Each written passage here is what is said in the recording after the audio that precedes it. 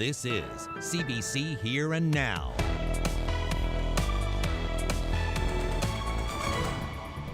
Open borders, open doors, fully booked? Not really, say some local businesses, and call on the federal government to help. We need Canadians from across the country to come visit our beautiful province. We think everybody knows that we're open, but that's not the case. That's coming up on Here and Now. Well, the warm temperatures are moving in and the humidity moves back in towards the end of the week. A community center that operates out of this building is facing an eviction come September. Yes, it's a building that they no longer need for educational needs. But work is underway to try to save it. As a government, willing to do everything that we can, to work with the occupants, to work with the new buyer, whoever that should be. I'm Jeremy Eaton, and I'll have that story from Harbour Grace coming up on Here and Now. Good evening and welcome to Here and Now. I'm Anthony Germain. And I'm Carolyn Stokes. Well, the borders are open to Canadian travelers, but some local tourism operators say staycationers make up the bulk of this year's bookings. And that just isn't enough. At an event in Kitty Vitty Village today, they push for more help from the federal government. Here Now's Henrika Wilhelm has more. On a sunny day, the pedestrian mall in downtown St. John's sees many visitors. Some local tourism operators say they've seen a boost in bookings since July 1st, but not enough from visitors outside the province. Staycations have been a big part of the last year and this year as well, and we really appreciate the locals coming and supporting our businesses. But, of course, for every dollar they spend, the Canadian traveller spends twice as much. In a normal year, Canadian tourists make up about 85% of Newfoundland and Labrador's visitors. That's according to the Canadian Travel and Tourism Roundtable. The speakers at today's press conference believe the federal government now has to step up and encourage Canadians to travel the country. How exactly Ottawa should do that is unclear, but they believe confusion around their safety keeps people home. They want this cleared up. The Regatta's not going ahead, but this Calgary Stampede is. So, there's a dichotomy in that I think that people need to reckon with, and that, we need to look across the country and have a message that is clear, what is safe and why it's safe, and the gray areas are really going to be things that are going to significantly impact the ability for the tourism sector to rebound from this. While large group gatherings aren't going ahead and the province lags behind others in second COVID doses, this group believes Canadians across the country need to be told that tourism is safe and say some financial incentives couldn't hurt either. The message certainly is businesses, tourism industry have taken the steps to do the things to make it safe, so the things that you can access are okay. What we've all been hinting at is that, at some point we have to turn the corner from being fearful of COVID and living with COVID. It's not to be over dramatic about it, but the recipe for nothing to ever happen to you is never leave your house. It's like, you drive your car, you can get in a car accident, but you put on a seatbelt. So the seatbelt that we have now is vaccinations. There was a note of urgency in today's press conference. The provincial tourism season is roughly 8 weeks long, and it's July 13th, which means the clock is ticking. Henrika Wilhelm, CBC News, St. John's. Well, as you heard in Enrico's report, Todd Perrin talking about mixed messaging during the COVID recovery. The Calgary Stampede, as Mr. Perrin said, is on, with spectators in the St. John's Regatta being told, nope, stay home. But just a few weeks after the regatta, the Iceberg Alley concert series, that's set to go ahead. And all of this, well, it's not only confusing for tourists, but also for people who live here. And we're going to meet one Newfoundlander who's calling for a faster reopening plan based on the province's low COVID numbers and its high vaccination rates. We're going to dig into that topic in about 25 minutes, but here's a sample. This was a perfect opportunity to almost signal the official beginning of the end of COVID. If the officials could have come on side. Right now, as we speak, the Calgary Stampede is going on in Alberta. So, we're seeing some major events in other jurisdictions. And I think it's a fair question to say, hey, listen, why aren't we ramping things up? Why aren't we doing things a little bit earlier than was posted before? It's like a wise man once said, it's difference in scratching your arse and tearing it to pieces. Like, we've got to get things rolling here. We've got to get things moving. And I think it's time to ramp things up a little faster than what we're going. All right, interesting image there. Well, numbers provided by the provincial government indicate almost 5,000 people were denied entry to Newfoundland and Labrador because of the pandemic travel ban. Public health officials processed more than 516,000 applications to enter the province between May 4th, 2020 and the final day of the ban on June 31st of this year. About 1% of those applications were denied, and another 841 requests were refused at the border. The department says the applications don't necessarily represent individual visitors. A rotational worker returning to the province once a month, for example, would have filed 14 such documents. Well, there is now a second vessel anchored off Conception Bay carrying a crew infected with COVID-19. While there have been no new cases in the province since Friday, there are 5 new cases aboard the ship seen here off Conception Bay South. One of the crew members of the Princesa Santa Joana is in hospital, while the rest remain on board the Portuguese fishing vessel. No other information is known at this time. It's joined by the Ivor Ambition, which has also been anchored for more than a week. There are 20 active cases of COVID-19 in the province, and just one of those is a person on land. The remaining 19 are all crew members aboard those 2 ships.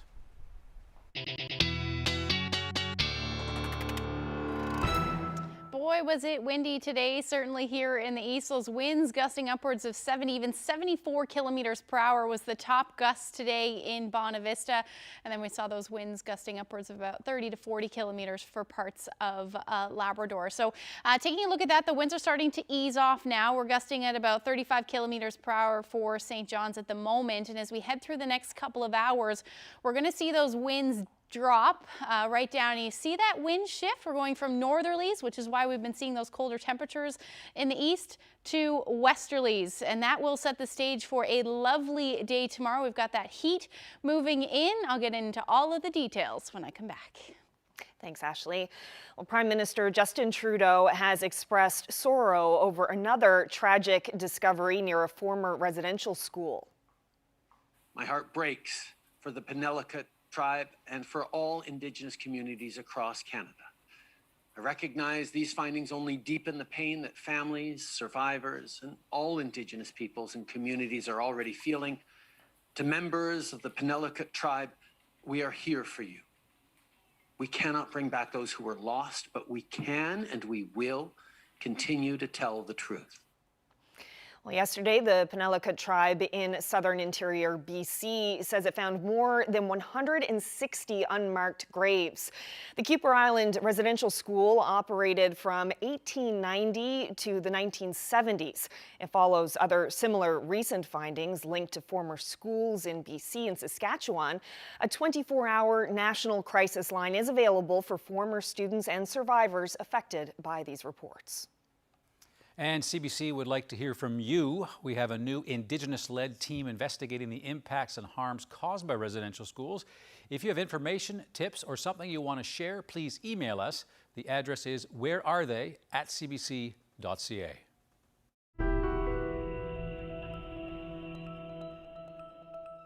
Well, returning to local news now, a community center in Harbour Grace is facing eviction from a building nobody seems to want. It's been operating out of an old school, but that belongs to the province, and the province wants to unload it. Here now's Jeremy Eaton has this report. We have recreation, we have mental health, first aid. Board members for the Splash Center are in survival mode, trying to find a way to save their space.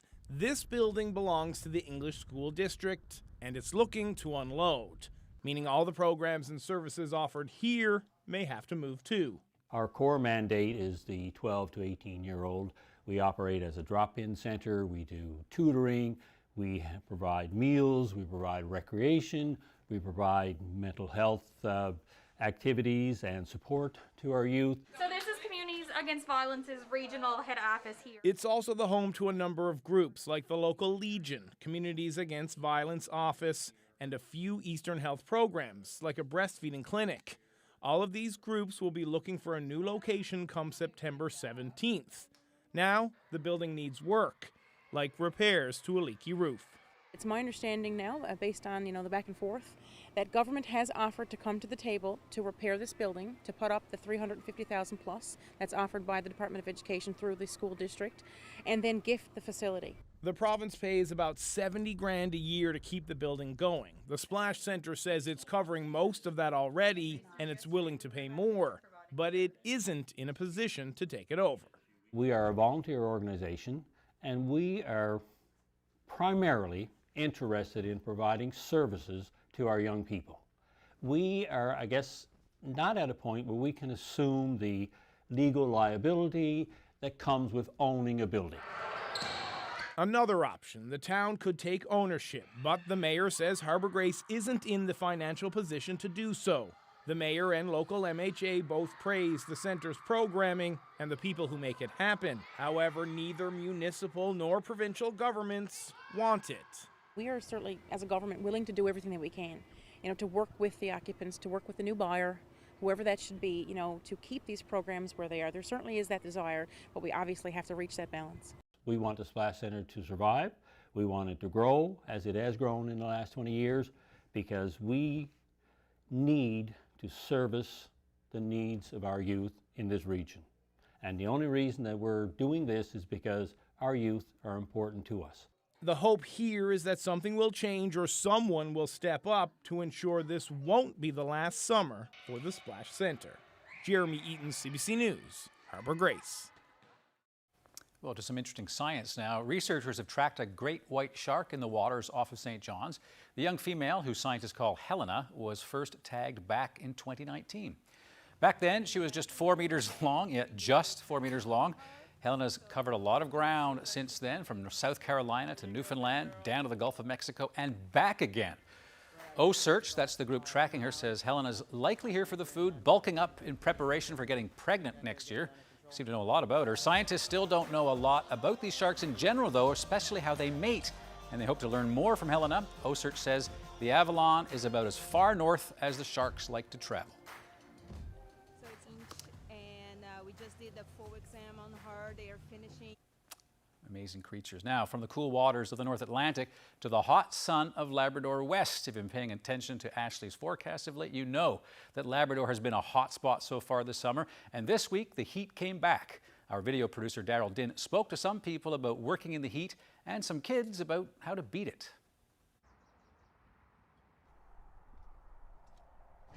Everything has its pros and cons, I guess. Like today, the soil is nice and dry, so it's easy to turn the soil, get the weeds out, trying to get some last minute planting done. Fingers crossed it's not too late because we are getting frost still. So I feel like that's making me feel better about being a couple of weeks delayed. It's pretty intense. We had frost even the past couple of nights, so this was kind of a surprise. I just took the opportunity to come into the garden in my spare time. I guess to cope with the heat, I'm going to end my day jumping in Tanya Lake.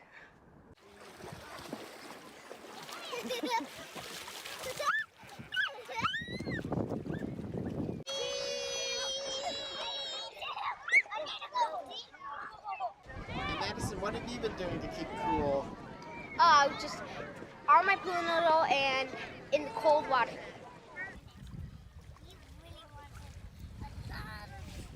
Did you put your head underwater? I did. Are you cold? What? What have you been doing to stay cool? On the beach. At the beach. Going to the beach. What have you been doing today to stay cool? From the sun? I don't know. I just use my back as cover.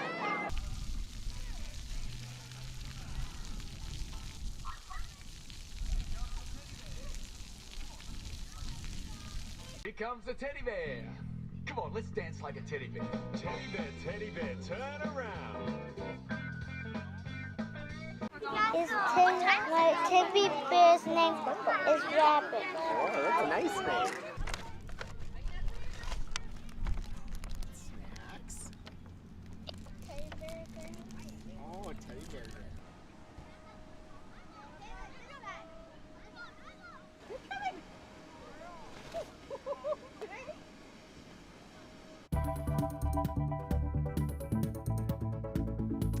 certainly a beautiful day in Labrador. Lots of sunshine across the province, certainly here in the east, but it was not that warm. I'll get into all of the details coming up. Well, you'd think that the downtown pedestrian mall would be the perfect place for lots of food trucks, but this year there's only one. We'll speak with the head of the Mobile Vendors Association about why that is coming up.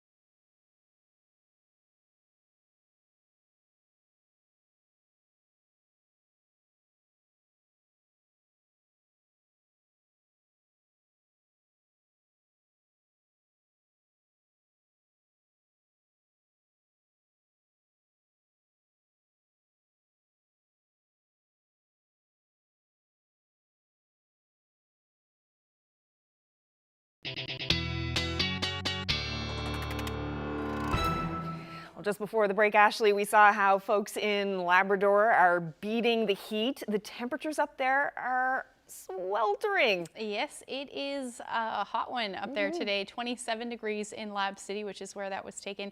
And Nain. Nain. 27.5 degrees right now. It's actually the hot spot across the province. Let's take a look at those numbers. You are 0.3 degrees away from tying the record of the day today. So we do still have some time left since that daytime heating is in and around now. We'll definitely keep an eye on that one. But take a look at the temperatures across the board. 27 degrees in Happy Valley, Goose Bay, 24 in Cartwright as your daytime highs. Temperatures reaching the 20s for the west coast as well as central, a little cooler to the south, but still in the 20s. 21 in Burgeo today. Not so much the case in those north-facing coasts this afternoon, or at least those northeast-facing coasts. Twillingate, Bonavista, St. John's, topping out at between 12 to 14 degrees today. So much different story across the province. That's where we're still sitting right now. And your temperatures across Labrador, beautiful evening tonight, 26 degrees in Makkovik. Nothing really on the go today across the province. We do have that area of low pressure moving offshore. It's pulling the cloud with it, but we did see some cloud cover a little bit earlier today. And as we head through the night tonight, that ridge of high pressure dominating the weather. So not a whole lot going on tonight. Looking at pretty clear skies as our overnight tonight. Winds across Labrador fairly light, anywhere from 15 to 20 kilometers per hour and into those southwesterlies. But look at your overnight lows, 15 to 17 degrees overnight tonight. That's not much cooler than what your daytime highs are around this time of year.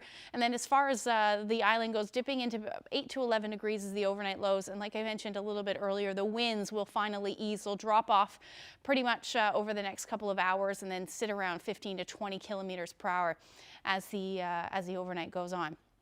For tomorrow, nothing but sunshine for the most part for the island. Not a whole lot happening as that ridge of high pressure dominates. We do have an area of low pressure moving in.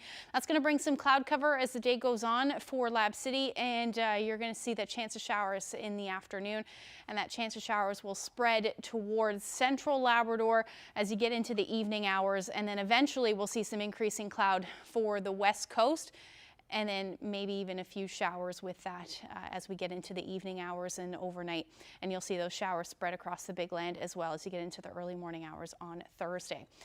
Temperatures tomorrow will be absolutely beautiful, and we can thank that wind shift for it. We're back into those westerly winds. There'll be a little bit of a breeze, 20 to 40 kilometers per hour through the afternoon, but temperatures into the high 20s. 26 is what I have for St. John's tomorrow as you head towards Clarenville, looking at 28. Same thing for Bonavista, a little cooler, 21 degree cooler at 27 degrees. Marystown, you're looking at sunshine and 25. Even warmer as you head towards central Newfoundland. I'm saying 28 to 30 degrees as the daytime highs tomorrow afternoon. And again, a little bit of a breeze, which will be certainly welcome. Plenty of sunshine to start. And then, like I said, some clouds will move in. Going to see a beautiful start to the day for the west coast, but the clouds will move in as the evening hours roll through, and then that chance of showers as well. But overall, your temperatures will be somewhere between 26 to 28 degrees. Your temperature in Burgeo, 18. Further inland, though, you should no problem reaching the 20s tomorrow afternoon with your winds out of the southwest at 20 to 40 kilometers per hour. Northern Peninsula also looking at temperatures in the high 20s, probably a little bit more of a mix of sun and cloud through the afternoon. But take a look at that. Cartwright, 33 degrees is what I have forecast for tomorrow. The record for tomorrow, 33.3. So certainly something that I'll be keeping an eye on through the day tomorrow. 31 degrees for Happy Valley, Goose Bay. Nain have you at 29. And then Lab City, a little bit cooler than what you're seeing today, but still fairly nice, 24 degrees as your afternoon high. And you're going to see those clouds move in and also the chance of showers. Winds tomorrow will be somewhere out of the south, or will be out of the south, about 20 to 40 kilometers per hour. So that's a look at tomorrow's forecast. The heat sticks around, and we're also going to see some humidity in play as we get towards the end of the week, but I'll get into those details when I come back. Thanks, Ashley. Well, some disappointment this year for food truck vendors who had hoped to set up at the downtown pedestrian mall. Their association says red tape has prevented them from moving onto the street. I spoke with the association's head, Brad Gover, this afternoon. We're here at the pedestrian mall on Water Street. One food truck here behind me, Ziggy Peel Goods, but no other food trucks to be seen. It seems like this would be a natural fit for food trucks. Why aren't there more down here? Well, we wanted to have up to 4 food trucks as almost like a food truck pod. And we suggested that it might be good to be across from the Scotiabank where there's a few vacant properties recently. And it would just kind of like fill up that dead space. So we were really hopeful, and we put in our proposal, and there's a couple hang-ups about generators and things like that, but when we provided a few alternative solutions to it, it seemed like they wouldn't work either. So we were disappointed that we weren't in the pedestrian mall this year, but we're certainly hopeful to be in it, fingers crossed, next year. So what is the generator issue? Well, you're not allowed to have a private generator running on city property, or have cabling from that generator going across city property, like a sidewalk or anything like that, for example. So most of the food trucks that serve any sort of deep fried food or anything that requires like an exhaust hood, they require an external source of power to power that exhaust hood because it takes a lot more power than just something that like a truck battery could provide. See food trucks in a lot of different places. You would think that this would be kind of a natural fit. So the city can't come up with any kind of solution to make it work? We provided a number of solutions that we thought would work because I'm previously from the film industry, so there's a lot of on-site shooting and locations that happens, and so you tap into electricity all the time. And so I used that experience and spoke to a few people in the technicians union called IATSE 709 and got their advice and their suggestions. And I thought we had put together a viable proposal that would kind of solve those issues, but it still wasn't able to happen this year. And the response that we got was, well, we can talk about that next year. And that's kind of the response that we got last year. So. And how do your members feel about that? Well, it's a real shame because, of course, there's a lot of people that come down to the pedestrian mall. Even today, a weekday, there's hundreds of people here. So on the weekend, there's thousands. So it's a lot of business, potential business that we don't have an opportunity for. And quite honestly, just personally, it's perfectly suited for this kind of event because people are outside, and I think the pedestrian mall is great, but there are a few spots where they're empty because of the vacant commercial properties. And we had proposed that the food trucks would just literally fill those empty spaces. There are lots of places to get food down at the pedestrian mall, lots of restaurants. Have you heard from any restaurant owners who just don't want food trucks down here because of the competition? We did contact business owners in the general vicinity of where we had proposed to set up, and most of them were overwhelmingly positive about our proposal, except for if the food truck was directly in front of their restaurant, which makes total sense. And quite frankly, a mobile vendor wouldn't want to do that anyways. And we also did a lot of research about other municipalities that have very, very similar events. And the research shows that food trucks and mobile vendors in general are actually a value add to your event, because they bring a completely new type of people. And there are people that want to go in and sit down because they have children, or there are people that want to not go in and sit down because they have children. People have reasons to do all kinds of different things. So we felt that it was a value add, and the research that we found suggested that too. This year is a wash. You have your eye on next year, bringing the food trucks down here next year. What needs to happen for that to work? I would like to see the same partnership that MVAN undertook with the city for the Bannerman Park vending space, where there was an electrical outlet built by the city, and as part of the lease agreement between the city and MVAN, that cost is then prorated out over a number of years, almost like a car lease or a mortgage on your house. And so that little fee is then encapsulated into the monthly lease for that spot. And I foresee that you could do that up and down all Water Street and Duckworth Street. You could have a number of outlets, and then the MVAN would facilitate and sublease those to their members. Well, hopefully everything works out for the food trucks next year. Brad Gover, thank you so much for this. Thank you very much.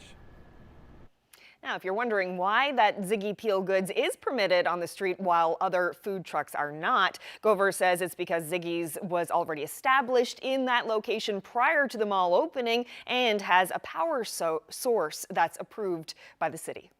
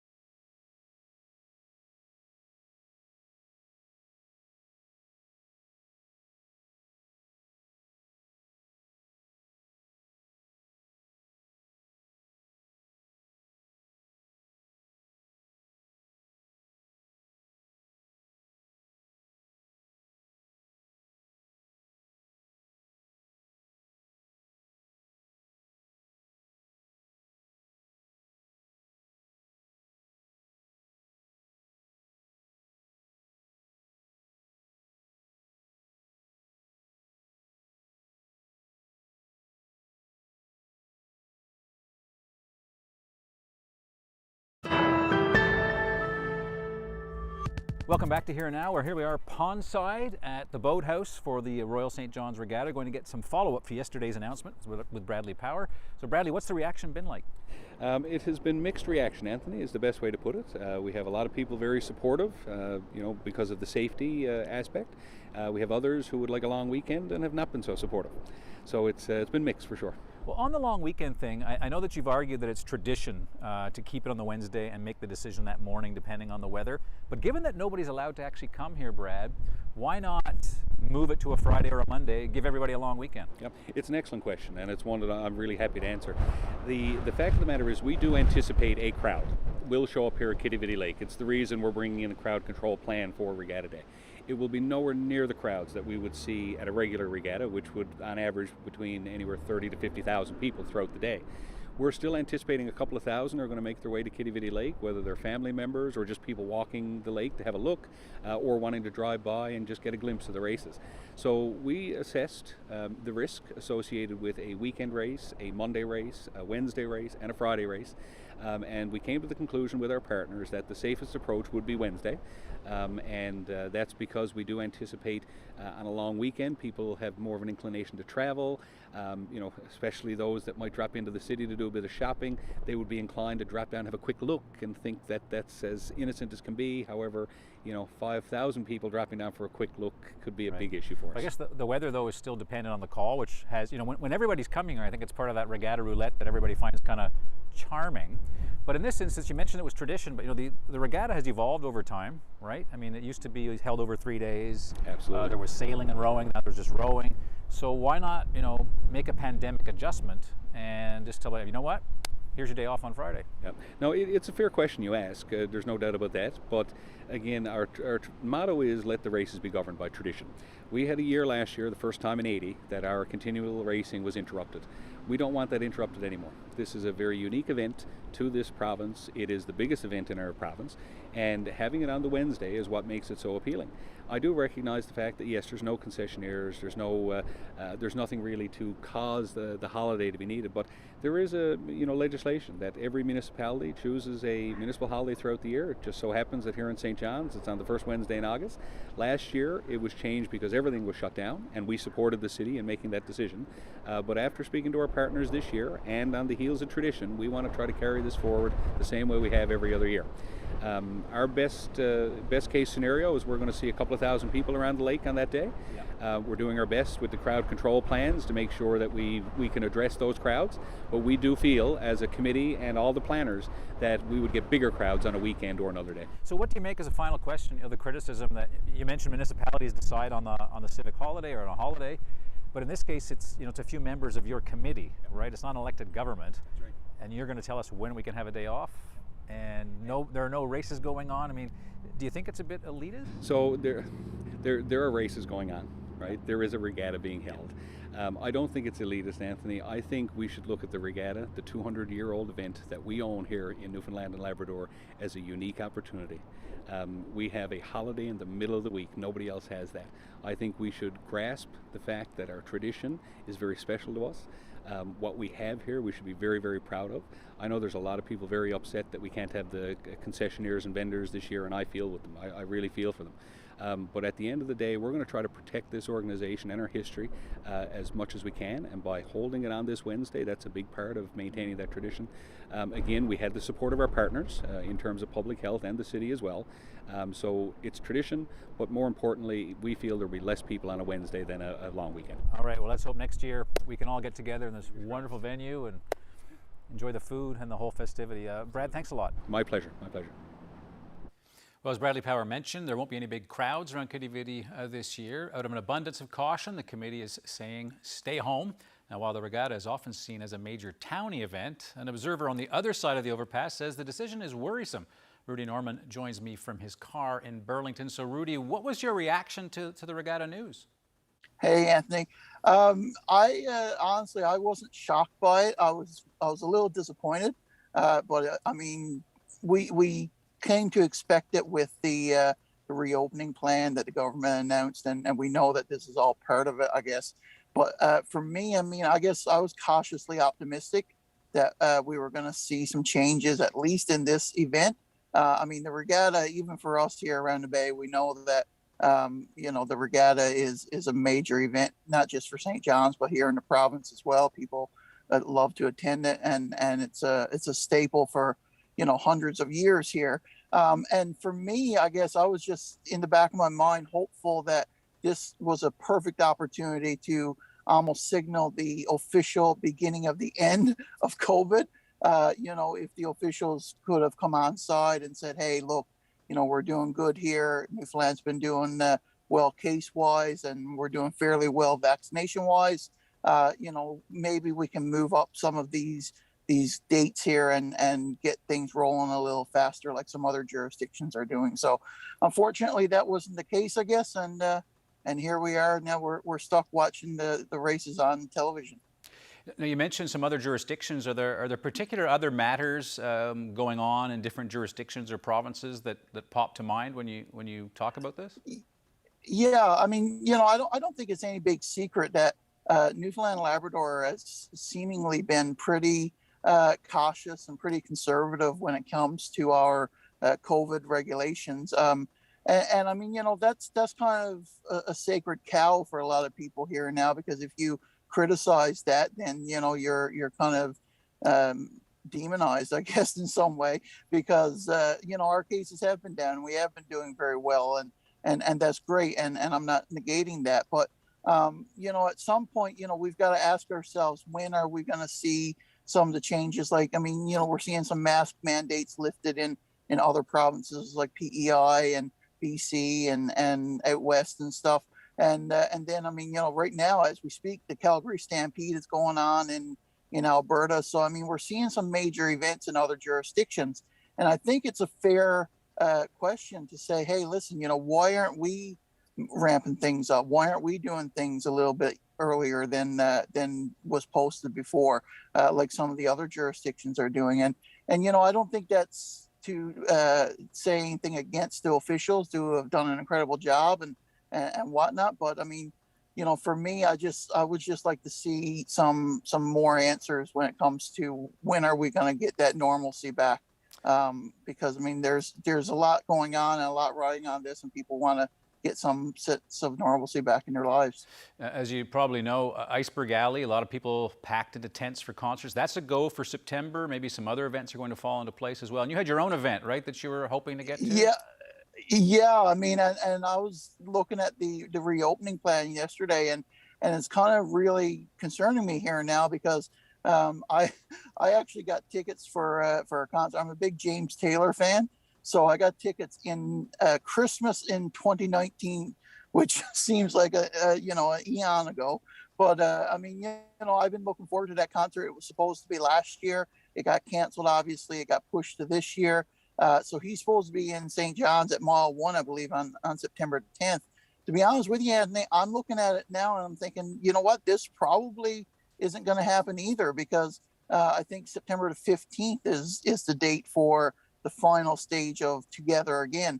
And so, I mean, are the officials going to look at this and say, no, we're not going to let James Taylor, sweet baby James, come to Mile 1 here for the sake of 5 days? Like, I mean, if we can't put a couple thousand people in around Kitty Valley Lake here, then obviously they're not going to let us pack into, stock us all into Mile 1 Stadium and listen to Fire and Rain. So I don't know. Like, I'm not one of these people. Like, I believe that we have to have regulations, and I'm really glad that we've done so well as we've done. But I don't know. I'm at the point now where it's like a wise man once said, it's difference in scratching your arse and tearing it to pieces. Like, we've got to get things rolling here. We've got to get things moving.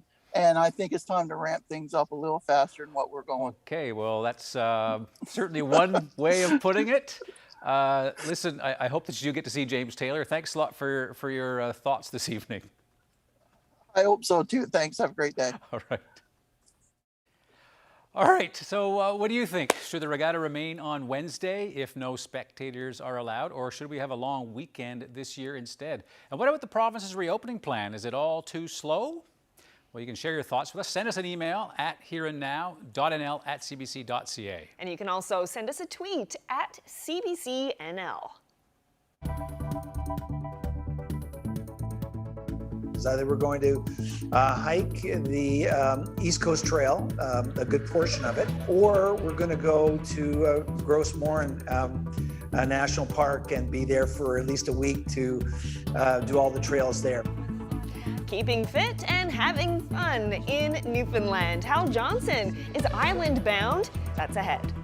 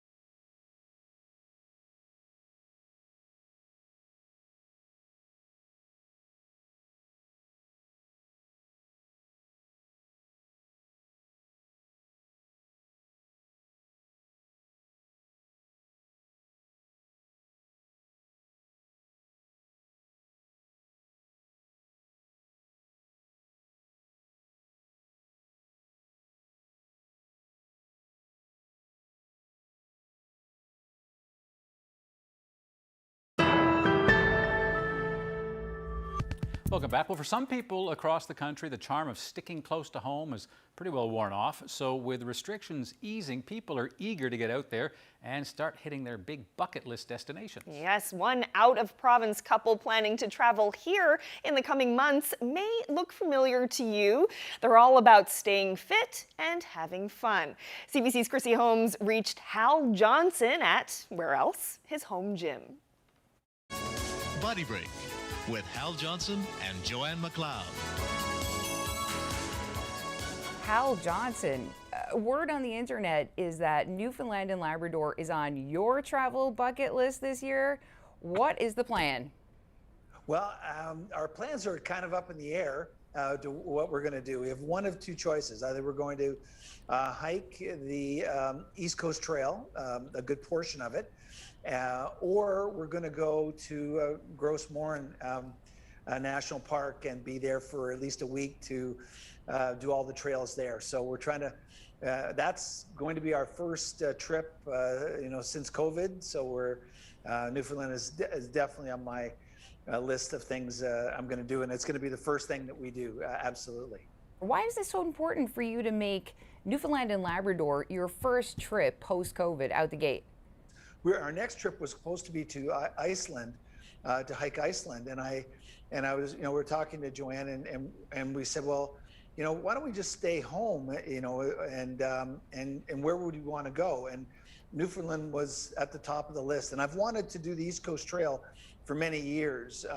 You look at the land, it's just so magical to us. It's just very inspirational.